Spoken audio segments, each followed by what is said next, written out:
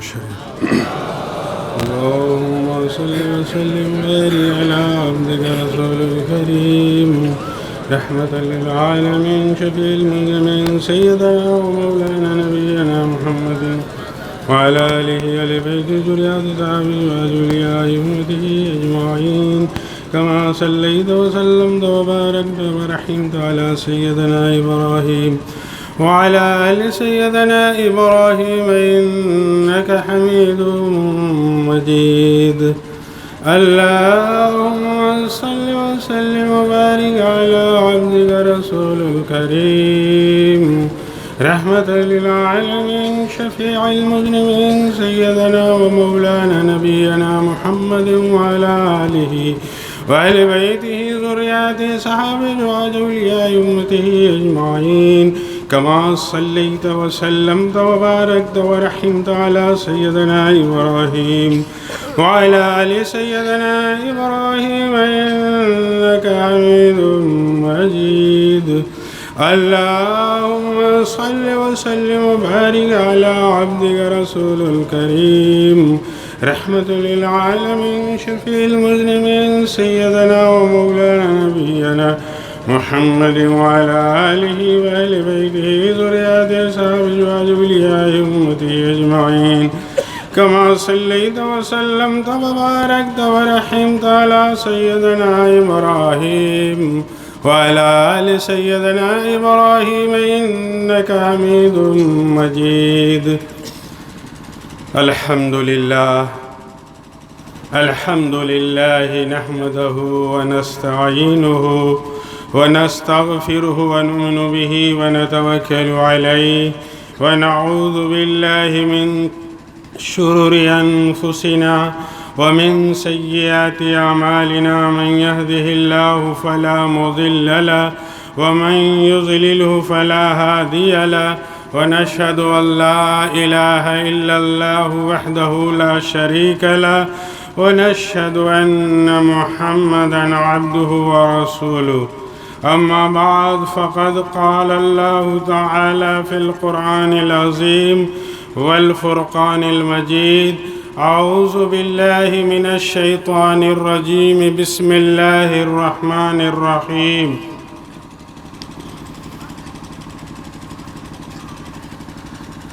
حقانی درود شریف.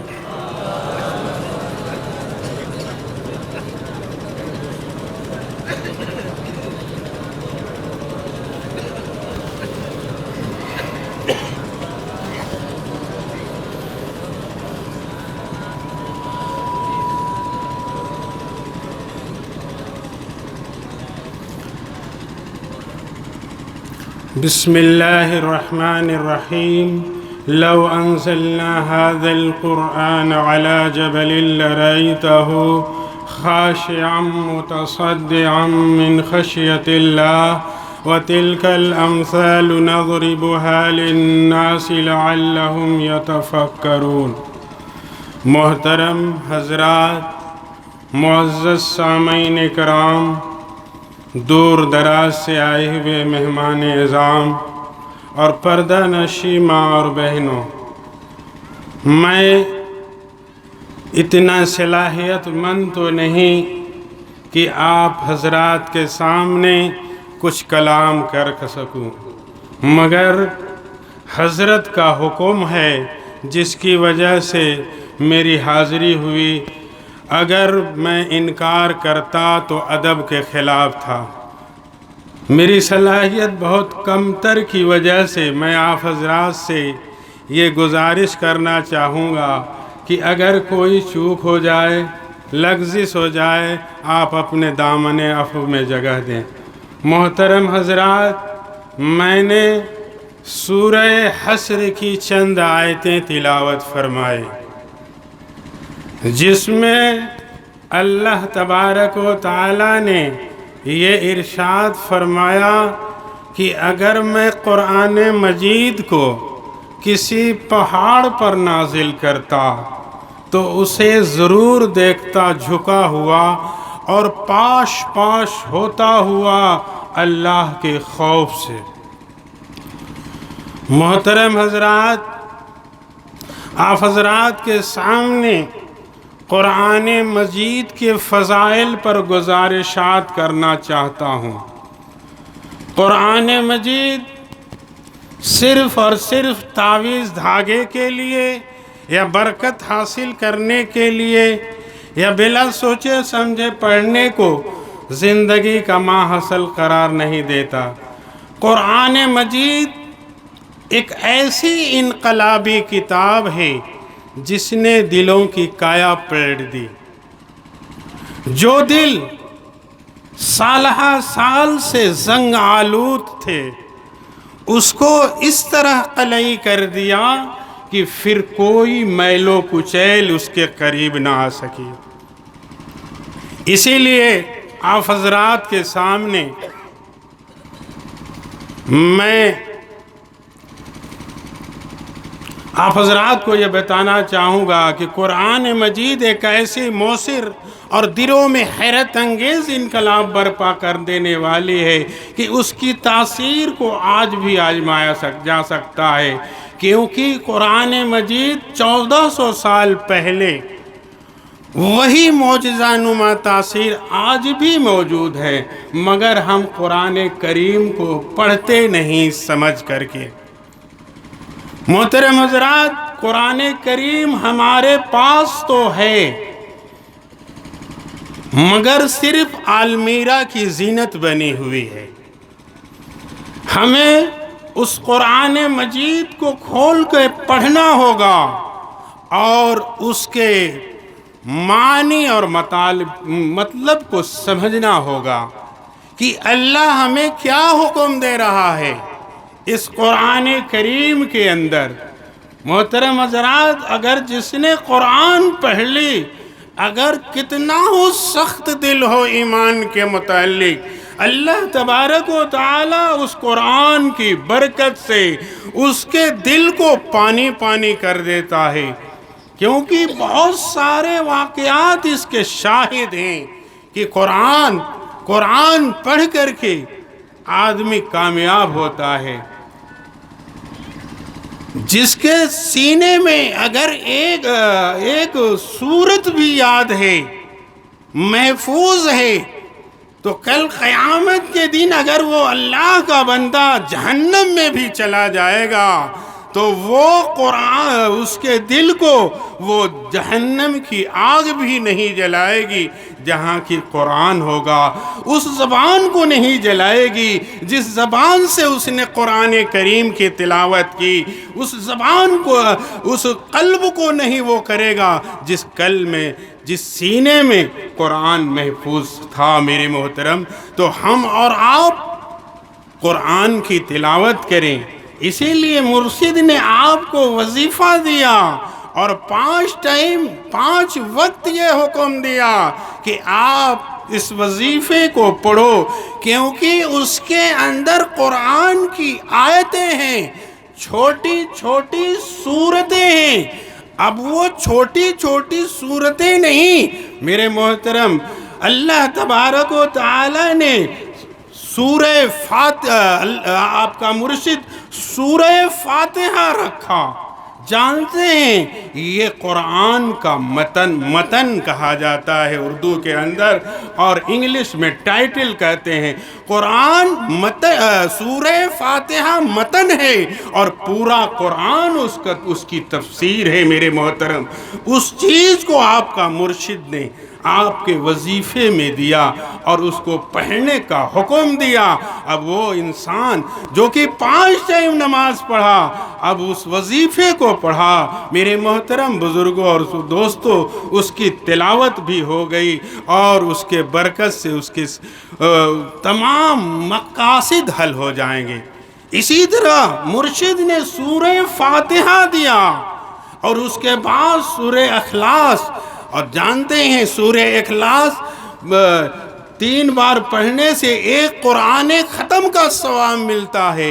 اگر جاہل سے جاہل انسان ہو جس نے کبھی قرآن نہیں پڑھا اور وہ بیچارہ ترستا ہے کہ کیسے ہم قرآن پڑھیں، اگر اسی قل ہو اللہ احد کو وہ پڑھ لیتا ہے دن میں 5 مرتبہ میرے محترم بزرگوں اور دوستوں، تو اس کا ایک ختم قرآن کا ثواب اس کو ملا اور اس کو ڈھیر ساری فضیلتیں ملی۔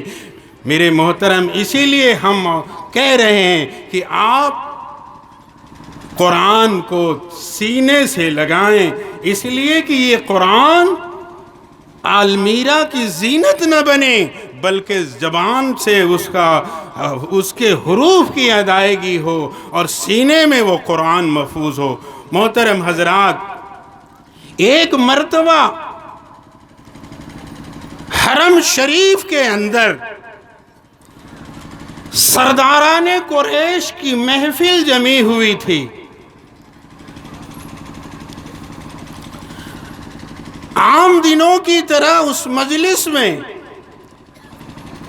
ان کفار کے چہروں پہ خوشی اور شادمانی کے بجائے ان کے چہروں پر پریشانی اور تردد کے آثار نمایاں تھے۔ محترم حضرات، اب ان کا موضوع نہ تجارت تھی اور نہ جنگ، کیونکہ وہ لوگ جب بھی جمع ہوتے تو صرف تجارت کی بات کرتے اور جنگ کی اپنے بہادری کی بات کیا کرتے، مگر جب سے اللہ کے رسول صلی اللہ علیہ وسلم نے مکہ کے اندر قدم رکھا اور انہوں نے جب دین کو پھیلانا شروع کیا تو ان کے پیشانیوں پہ بل پڑتے گئے اور وہ لوگ پریشان ہوتے گئے، اس لیے کہ جو ایک مرتبہ اللہ کے رسول صلی اللہ علیہ وسلم کا کلمہ پڑھ لیتا پھر وہ کسی طرح واپس نہیں ہوتا۔ میرے محترم، اس لیے ان کا موضوع سخن نہ تجارت تھی نہ جنگ، صرف اور صرف اللہ کے رسول صلی اللہ علیہ وسلم ہی موضوع سخن تھے۔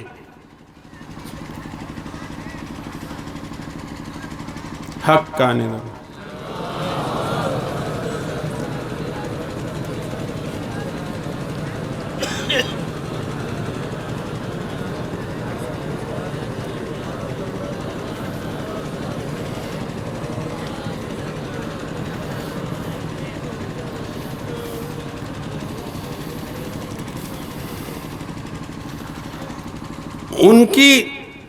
ان کے ساتھی اور نئے دین کو ماننے والے، اللہ کے رسول صلی اللہ علیہ وسلم کے ساتھی اور نئے دین کو ماننے والے، وہ کتنا ہو چاہتے کہ کفار کتنا ہو چاہتے کہ یہ اپنے دین سے پھر جائیں، یعنی ان کو دھمکاتے تھے، ڈراتے تھے، مگر کیا مجال کہ جو لائے ہوئے دین پر وہ پھر جائیں۔ میرے محترم، کتنا ہو دھونس اور دھاندلی جماتے، ان کو تکلیفیں دیتے میرے محترم بزرگوں اور دوستوں، نئے صحابہ کو، مگر وہ کسی طرح ان کے اس چال میں نہیں آتے، بلکہ جس پر ایک بار محمد الرسول اللہ صلی اللہ علیہ وسلم کا رنگ چڑھ جاتا پھر وہ صرف عہد ہی لگایا کرتے تھے۔ ایک مرتبہ وہ حضرت بلال رضی اللہ تعالیٰ عنہ بیان فرماتے ہیں کہ ایک مرتبہ میرا آقا، یعنی وہ غلام تھے میرے محترم، ایک یہودی کے، بلال رضی اللہ تعالیٰ عنہ کے گردن پر وہ یہودی چڑھ جاتا ہے اور ان کی زبان باہر نکل آتی ہے۔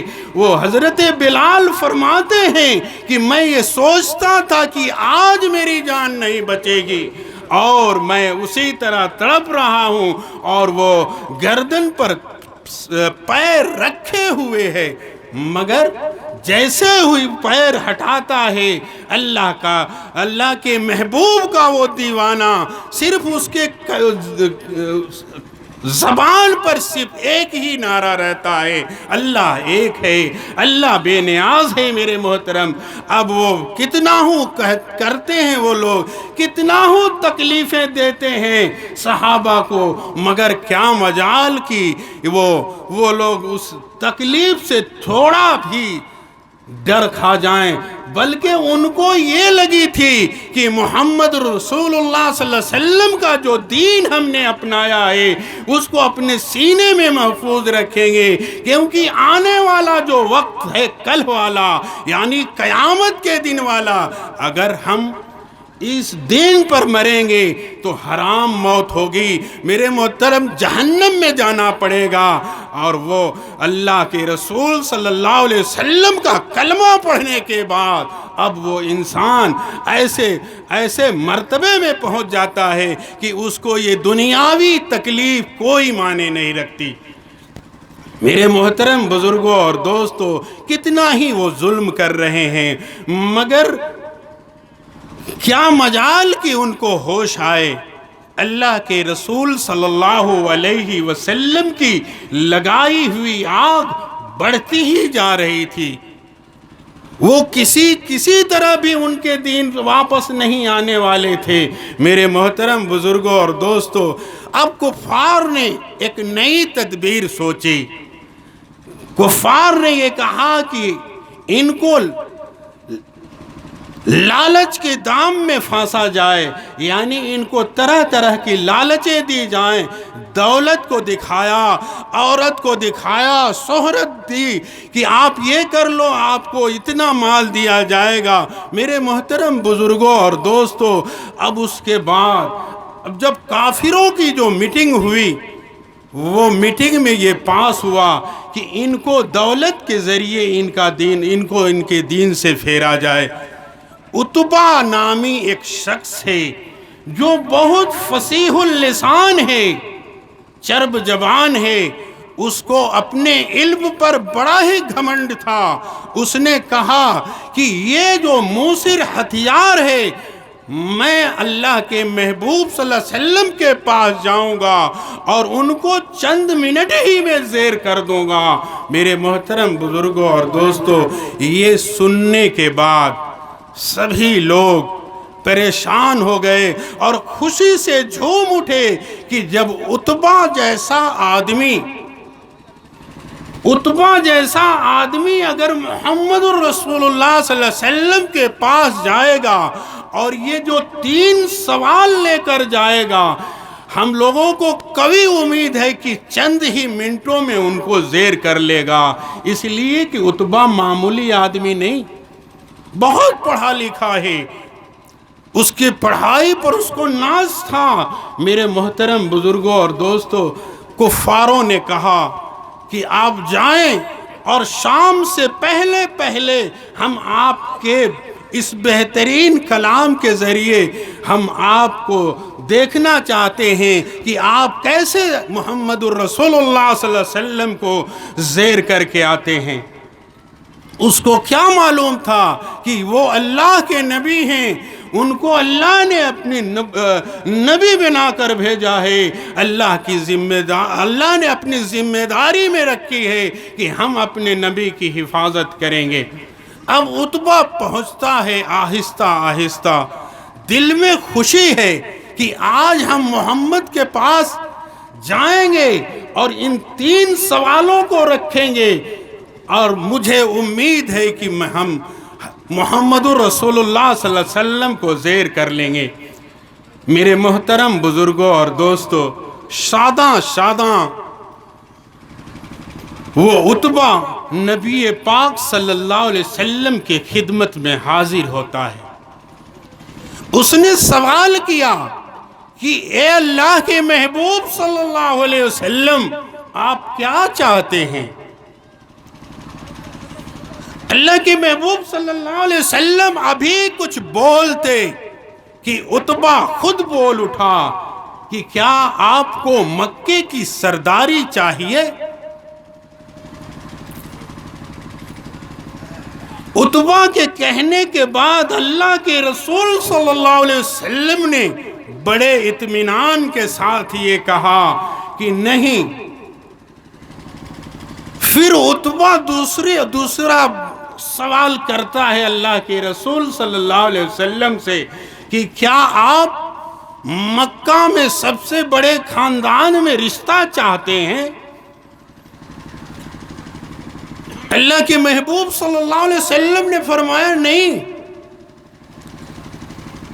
اب میرے محترم بزرگوں اور دوستو، عتبہ کا آخری سوال کہ کیا آپ دولت کے ڈھیر چاہتے ہیں؟ میرے محترم بزرگوں اور دوستو، اللہ کے رسول صلی اللہ علیہ وسلم نے فرمایا نہیں، ہمیں کچھ نہیں چاہیے.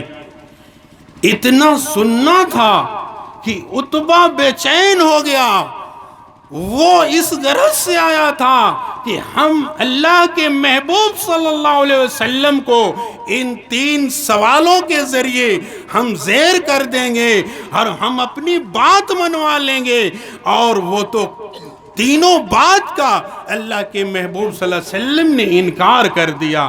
اب عتبہ اپنا پیترا بدلتا ہے، کہتا ہے کہ اے اللہ کے محبوب، ہم آپ سے ہمیں بڑی ہمدردی ہے، ہم یہ چاہتے ہیں کہ آپ یہ لے لیں، آپ کیوں انکار کر رہے ہیں؟ لگتا ہے کہ آپ کے اوپر جناتی اثر ہے. اگر یہ جناتی اثر ہے تو آپ کا کہیں علاج کرا دیا جائے اور اس کا جو پیسہ ہوگا ہم دے دیں گے.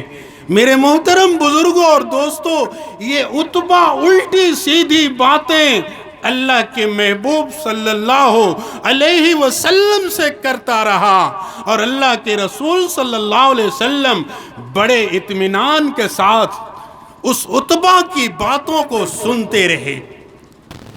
جب عتبہ نے اپنی باتیں ختم کر لیں تو اللہ کے رسول صلی اللہ علیہ وسلم نے فرمایا کہ اے عتبہ میری بات سن لے.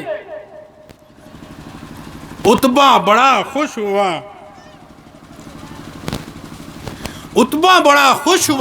کہا کہ ہاں کیوں نہیں، آپ اپنی بات کر لیں. میرے محترم، اس کے دل میں آیا کہ شاید اللہ کے رسول صلی اللہ علیہ وسلم میری باتوں کو مان جاتے، مگر میرے اللہ کے محبوب صلی اللہ علیہ وسلم نے لمبی چوڑی تقریر نہیں کی عتبہ کے سامنے، کوئی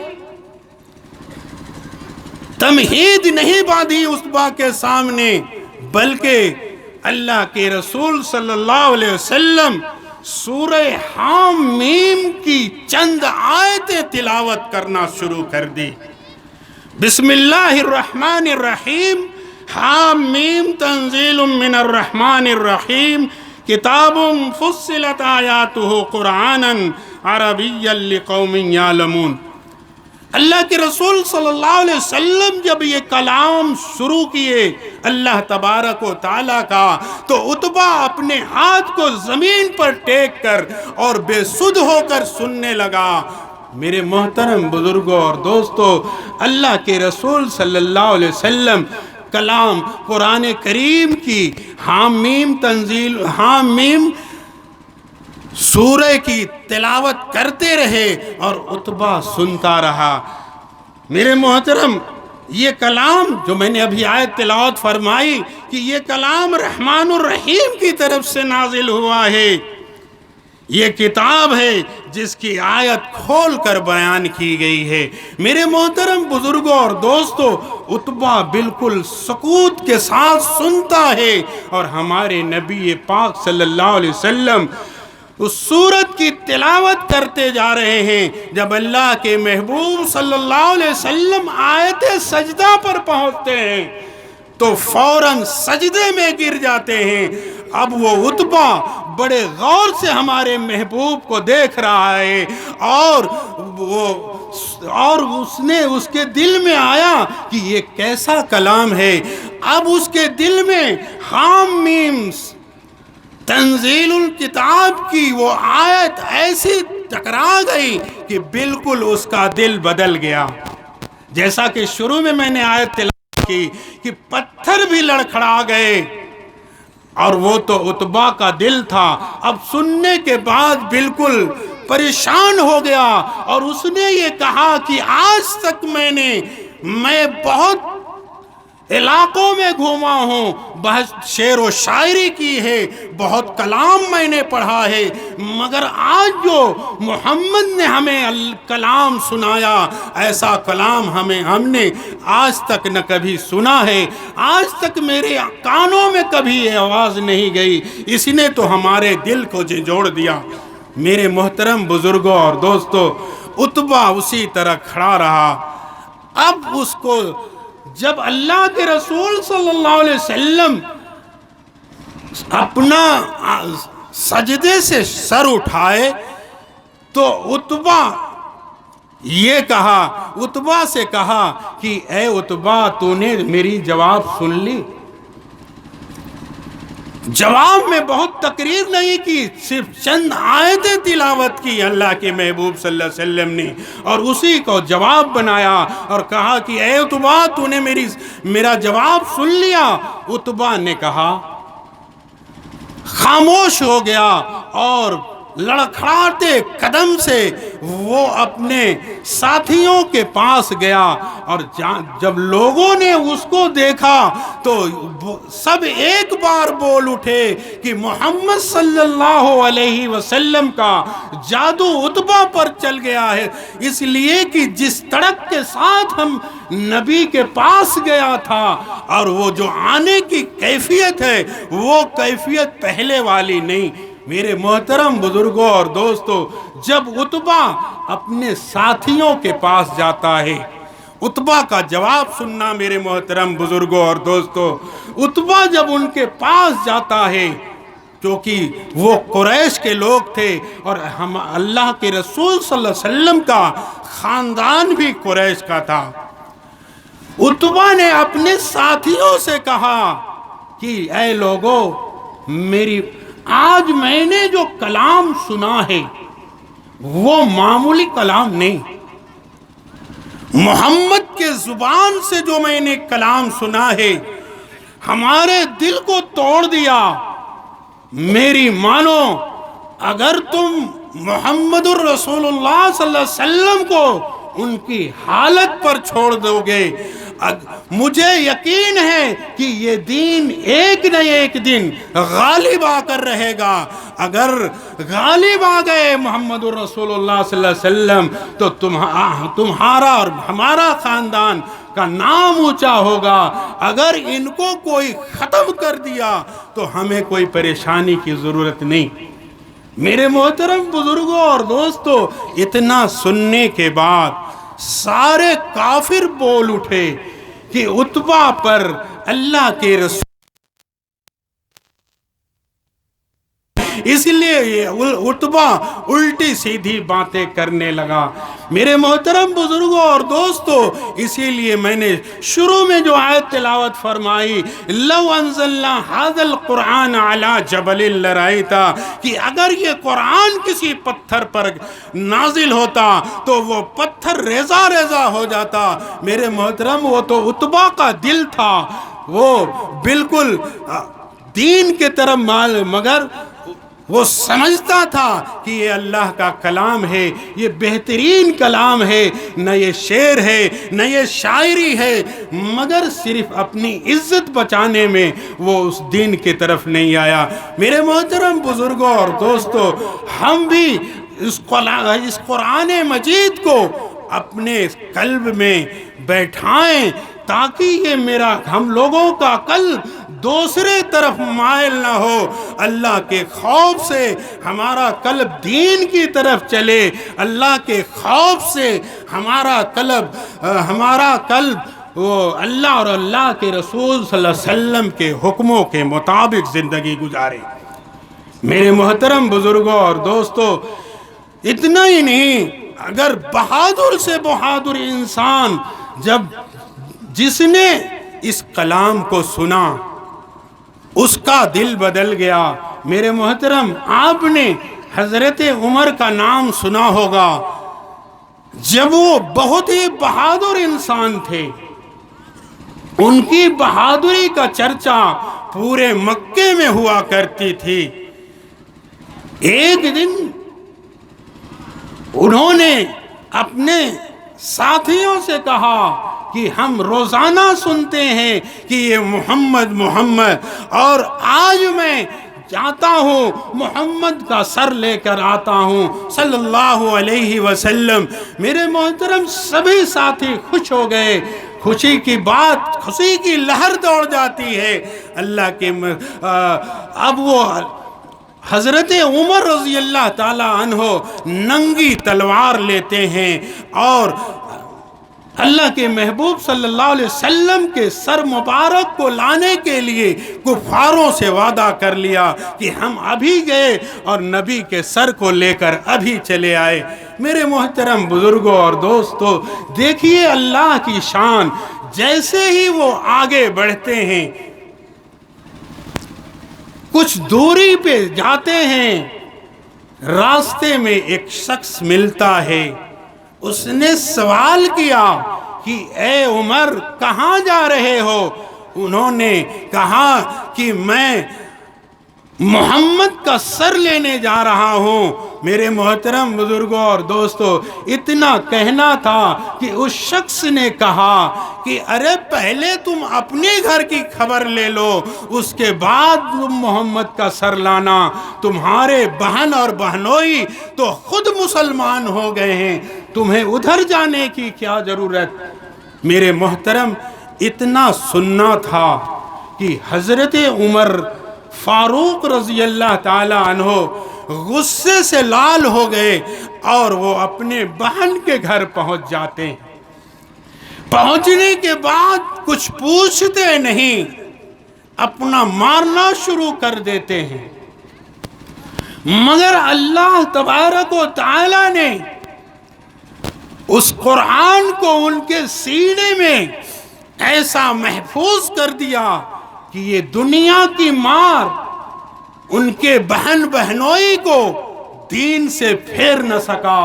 حضرت عمر مارتے مارتے تھک جاتے ہیں، جب وہ تھک گئے تو انہوں نے کہا کہ اے اپنے بہنوئی سے کہا کہ ذرا وہ قرآن کا نسخہ دکھلا دو ہمیں، کون سی چیز تم پڑھ رہے ہو کہ میں مارتے مارتے تھک گیا اور تم لوگ مار کھاتے کھاتے نہیں تھکے، اس میں کون سی وہ ہے؟ میرے محترم بزرگوں اور دوستو، ان کے بہنوئی نے سورہ طٰہٰ کی چند آیتیں تلاوت فرمائی۔ طٰہٰ ما انزلنا علیک القرآن لتشقی الا تذکرۃ لمن یخشی، کہتے ہیں کہ طٰہٰ یہ حروف مقطعات ہیں، ہم نے آپ پر قرآن اس لیے نہیں اتارا کہ آپ تکلیف اٹھائیں، بلکہ یہ تو نصیحت ہے اس کے لیے جو ڈرتا ہے۔ میرے محترم بزرگوں اور دوستو، چند آیتیں ان کے بہنوئی تلاوت کی، اس کے بعد وہ بجلی ان کے سینے میں گر گئی۔ اب ان کا دل بدل جاتا ہے اور وہ قرآن سے ان کی محبت ہو جاتی ہے کہ ایسا کلام ہے کہ میں نے آج تک نہیں سنا۔ میرے محترم بزرگوں، تو وہ سن کر کے بالکل بےتاب ہو جاتے ہیں اور اپنے بہن سے کہتے ہیں کہ ہمیں بھی اللہ کے رسول صلی اللہ علیہ وسلم کے دربار مبارک میں، اور ہم بھی، میرا بھی دل ٹوٹ چکا ہے، ہم بھی اس قرآن کے گرویدہ ہو گئے۔ میرے محترم، اب وہاں ایک خوشی کی لہر دوڑ جاتی ہے۔ کہتے ہیں ان کے بہنوئی کہ پہلے غسل کر لو۔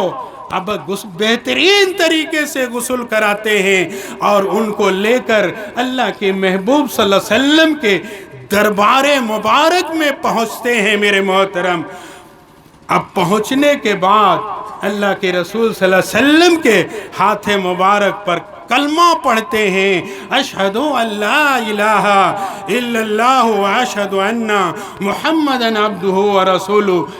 محترم حضرات، کلمہ پڑھنے کے بعد کچھ ہی دنوں کے بعد وہ بہادر انسان جب دین کے اندر داخل ہوتا ہے، اس نے ایک اعلان کیا کہ آج کی تاریخ سے ہم نماز گھروں میں نہیں پڑھیں گے، بلکہ علی الاعنان چل کر وہاں پڑھیں گے باہر، تاکہ اگر کوئی ہمارے سامنے آئے گا ہم اس کا سر دھڑ سے الگ کر دیں گے۔ میرے محترم بزرگوں اور دوستو، اسی دن سے مکہ کے اندر باہر نماز ہونے لگی۔ یہ تھا قرآن کی برکت۔ بڑے سے بڑے بہادروں کے سینے میں پڑا اور اس سینے کو چکنا چور کر دیا۔ بہت سے عقل مند پڑھے لکھوں کے وہ دماغ میں گیا، اس قرآن نے ان کے علم کو بدل ڈالا۔ جس قرآن سے انہیں نفرت تھی اس قرآن کو انہوں نے سینے سے لگایا۔ میرے محترم بزرگوں اور دوستو، تو ہم اور آپ بھی اس قرآن کو اپنے سینے سے لگائیں۔ اگر ہم لوگوں نے اس قرآن کو سینے سے نہیں لگایا اور اسی طرح قرآن ہم لوگوں کے المیرہ کی زینت بنا رہا تو آنے والے وقت میں وہ قرآن بھی کل شکایت کرے گی حشر کے میدان میں۔ میرے محترم، اس وقت ہمیں کوئی فائدہ نہیں ہوگا۔ اسی لیے مرشد نے آپ کو 5 ٹائم وظیفہ دیا، تاکہ 5 ٹائم تو کم سے کم آپ نماز پڑھنے کے بعد تلاوت کرتے رہیں۔ میرے محترم بزرگوں اور دوستو، اللہ تبارک و تعالیٰ سے ہم دعا کریں کہ ہمیں بہترین تلاوت کرنے والا نمازی بنا دے۔ جانتے ہیں قرآن کی اتنی برکت ہے کہ آپ اس کو سن کر حیران رہ جائیں گے۔ ایسے بہت سارے مواقع ہیں۔ ایک مرتبہ ایک شخص نے مکہ سے باہر اس نے سنا کہ مکے میں ایک شخص آیا ہے محمد نام کا صلی اللہ علیہ وسلم۔ وہ یہ کہہ رہا ہے کہ میں اللہ کا نبی ہوں، میرے اوپر قرآن اترا ہے۔ اب اس کے دل میں یہ تڑپ آئی کہ چلو میں دیکھ لوں آخر وہ انسان ہے کیسا جو اتنا بڑا دعویٰ کر رہا ہے۔ میرے محترم، جب وہ مکہ میں آیا تو کفار مکہ نے اس کو گھیر لیا اور کہا کہ اے طفیل تم ادھر ادھر مت گھومنا۔ اگر محمد نام کا ایک شخص ہے جو کہ باپ کو بیٹے سے جدا کر دیتا ہے، بھائی کو بھائی سے جدا کر دیتا ہے، ماں کو بیٹے سے جدا کر دیتا ہے، اگر تم اس کے سامنے آ گئے تو ایسا وہ جادوگر ہے کہ وہ تم کو تمہارے خاندان سے الگ کر دے گا۔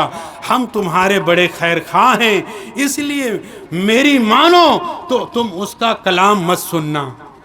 میرے محترم، طفیل دوسی ان کے کہنے پہ آ گئے اور وہ اپنے کانوں میں روئی ٹھونس کر گھومنے لگے کہ نہ کان کھلے گا نہ اس میں قرآن کی آیتیں پڑھیں گی۔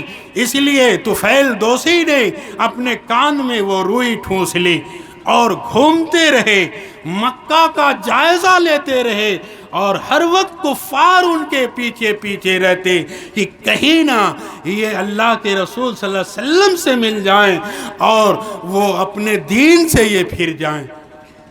ایک مرتبہ وہ حرم شریف میں گئے، اللہ کے رسول صلی اللہ علیہ وسلم وہی قرآن وہی نماز پڑھ رہے تھے۔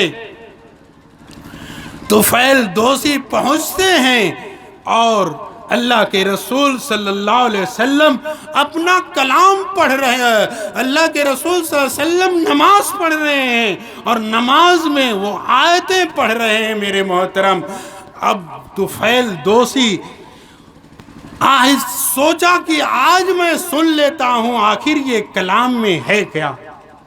جیسے ہی وہ اپنے کان سے وہ روئی نکالا، میرے محترم، قرآن کی وہ آیتیں اس کے کان میں پڑی، اس کا دل بدل گیا۔ میرے محترم، اب دل بدلنا تھا کہ جب اللہ کے رسول صلی اللہ علیہ وسلم نماز سے فارغ ہو گئے، نماز سے فارغ ہونے کے بعد جب وہ اپنے حجرے مبارک میں جانے لگے تو طفیل دوسی پیچھے پیچھے ہو لیے۔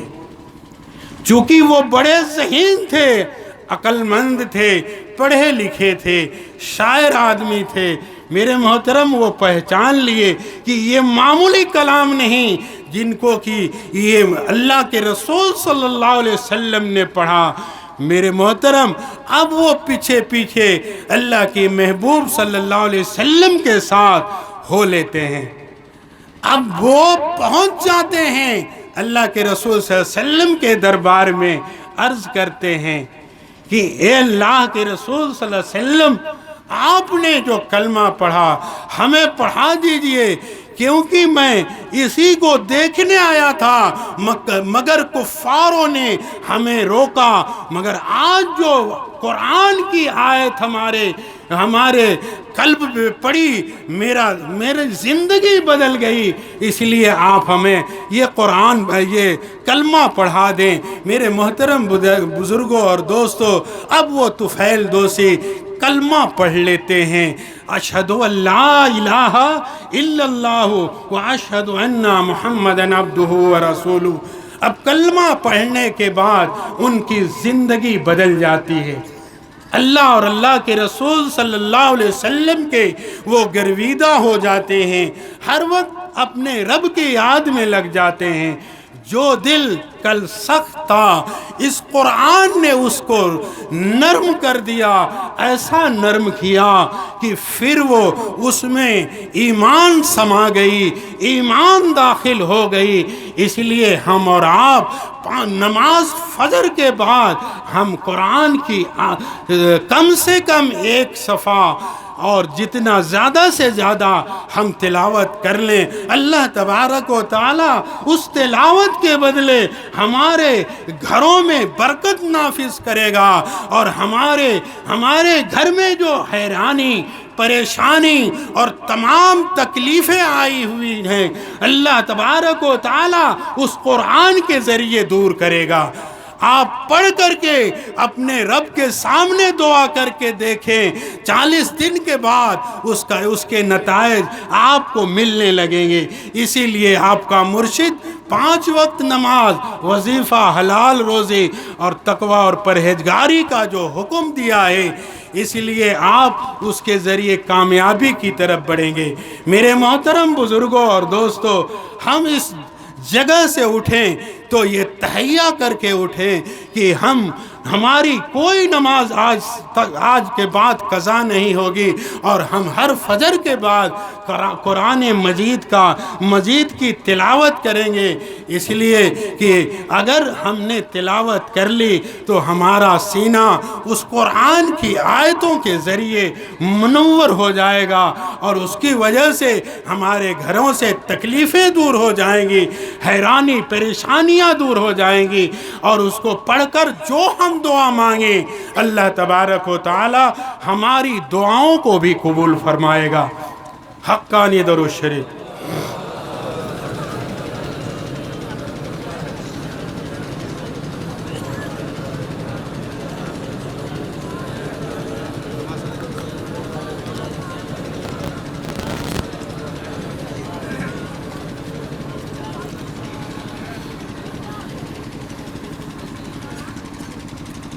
ایک مرتبہ اللہ کے رسول صلی اللہ علیہ وسلم کی مجلس لگی ہوئی تھی۔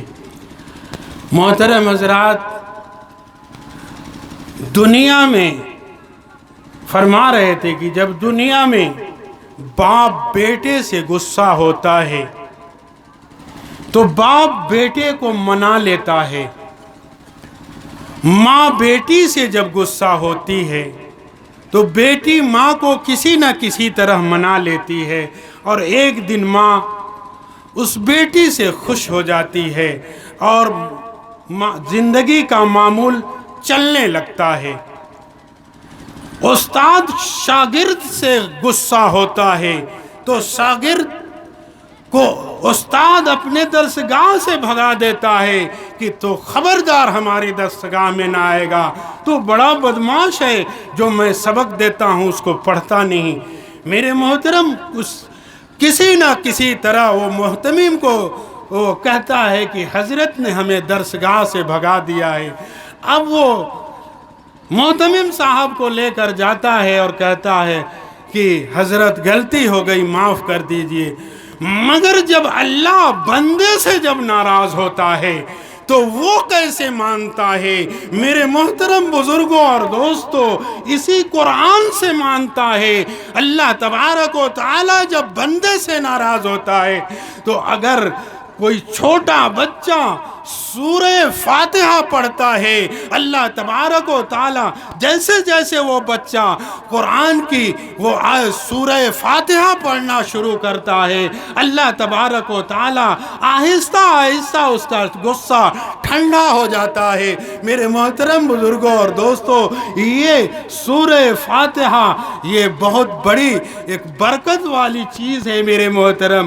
تو ہم اور آپ اس قرآن کو اپنی زندگی میں نافذ کریں۔ آپ تہیہ کر لیں میرے محترم کہ آنے والے وقت میں ہم قرآن مجید کی تلاوت پابندی کے ساتھ کریں گے، اور وہ نماز پابندی کے ساتھ پڑھیں گے، اور تلاوت پابندی کے ساتھ کریں گے۔ اگر یہ کر لیا اور ذکر و تلاوت کرنے کے بعد اپنے رب سے دعا کر لی، اللہ رب العزت ان دعاؤں کو قبول کر لے گا۔ میرے محترم، اللہ تبارک و تعالی ہمیں کہنے اور سننے سے زیادہ اس پر عمل کرنے کی توفیق عطا فرمائے۔ حضرت مولانا خانقاہ حقانی انجمن باغماری کولکتہ سے آئے ہوئے ہیں۔ حضرت کے میٹھے بیان آپ حضرات کچھ ہی لمحوں میں آپ کے سامنے حاضر ہوں گے، تو آپ ان کا سنیے، اور ہم نے جو کہا اگر اس میں کسی قسم کی کوتاہی ہوئی ہو آپ اس کو دامن عفو میں جگہ دے دیجئے گا۔ اور میری گزارش ہے کہ جو میں نے آپ حضرات کے سامنے جو کلام کیا، اس میں سے اگر ایک بھی آپ اگر وہ اپنی زندگی کا حصہ بنا لیں گے تو وہ سب کے لیے باعث برکت ہوگی، ہمارے لیے بھی برکت ہوگی۔ وآخر دعوانا ان الحمد للہ رب العالمین۔ حقانی درود شریف۔